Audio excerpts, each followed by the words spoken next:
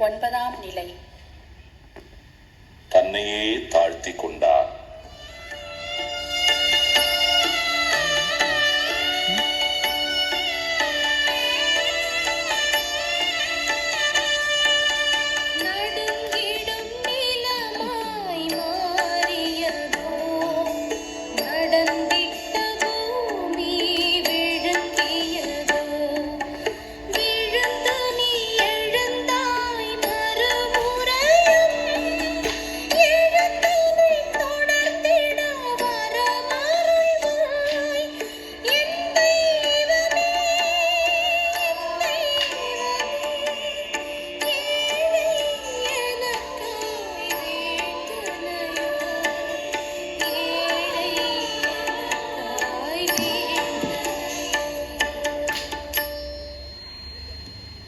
இயேசு 3ஆம் முறை கீழே வீழ்கிறார்.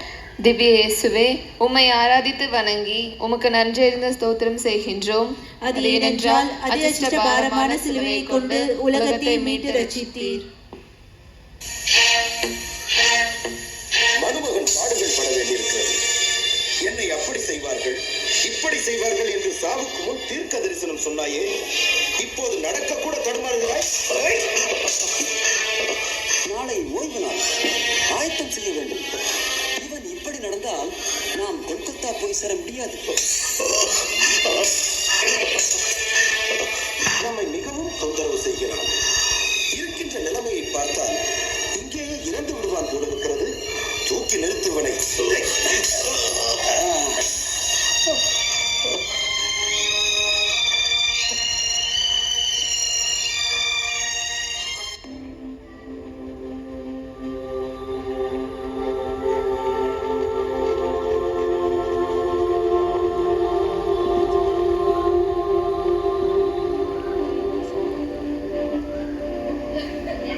அச்சச்சோ, இவர் உடம்பு ஃபுல்லா ரத்தமா காயமா இருக்கே.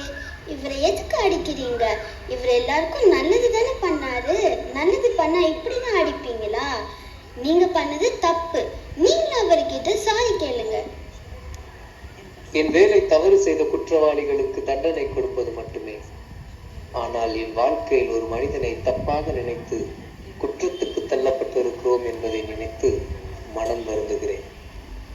ஒரு நிரபராதியை தண்டித்து விட்டோமே என்ற வேதனை இருப்பதை காட்டிலும், இவர் எந்த குற்றமும் செய்யாதவர் என்று பலருக்கு தெரிந்திருந்தும் ஏன் அவரை காப்பாற்ற யாரும் முன்வரவில்லை என்பது வேதனைக்குரியது.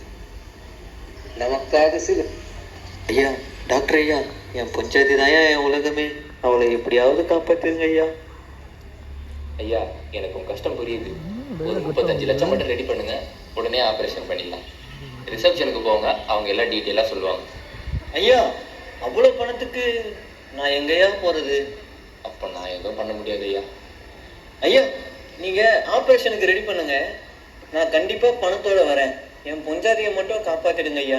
கண்டிப்பாங்க ஐயா. டே அசோக், பைபாஸ் சர்ஜரிக்கு 25 லட்சம் தான் நட சொன்னேன். டேய், ஏன்டா கத்துற? என்னை பார்த்தா எப்படி தெரியுது? கோடிக்கணக்கில் ஃபீஸ் கட்டுவானா, அப்புறம் வந்து எல்லாருக்கும் இலவசமாக மருத்துவம் பண்ண சொல்றியா? நான் எப்படா சம்பாதிக்கிறது? டேய், இதெல்லாம் ரொம்ப தப்புடா. போன பேஷண்ட்க்கு இப்படி தான் பண்ணேன். இப்போ போகிற முனுசாமி, அவர் யார் தெரியும்ல உனக்கு? கொஞ்சம் வருஷத்துக்கு முன்னாடி உங்கள் அப்பா நீ டாக்டருக்கு படிக்கணும்னு ஒரு 60 லட்சம் கடன் வாங்கினாரு. நீ கூட சொன்னியே, ஒரு நல்லவர் எங்களுக்கு வட்டியே இல்லாமல் 60 லட்சம் கொடுக்குறாருன்னு. அவர் இவர் தான்டா. மொத்தமாக விவசாயம் அழிஞ்சு போய் இப்போ இப்படி இருக்கிறாரு.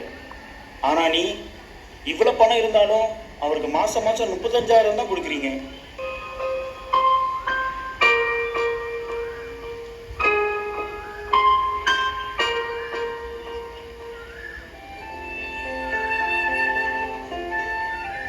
பாவிகளை நேசிக்கும் இறைவன் பாவத்தை வெறுக்கிறார். அவரது நேசத்திற்கும் கோபத்திற்கும் சிலுவையே அடையாளம். நாம் மீண்டும் மீண்டும் தவறுகிறோம் என்றால் பாவ வலை நம்மை சூழ்ந்துள்ளது என்று பொருள். மனம் மாறினால் பாதை பயணத்திற்கான பலம் பெறுவாய். எங்கள் பேரில் தயவாயிரும் சுவாமி, எங்கள் பேரில் தயவாயிரும். எங்கள் பேரில் தயவாயிரும் சுவாமி, எங்கள் பேரில் தயவாயிரும். மருத்துவ விசுவாசிகளின் ஆன்மாக்கள் சர்வேஸ்வர இரக்கத்தினால் நித்திய சமாதானத்தில் இளைப்பாற கடவது. ஆமீன்.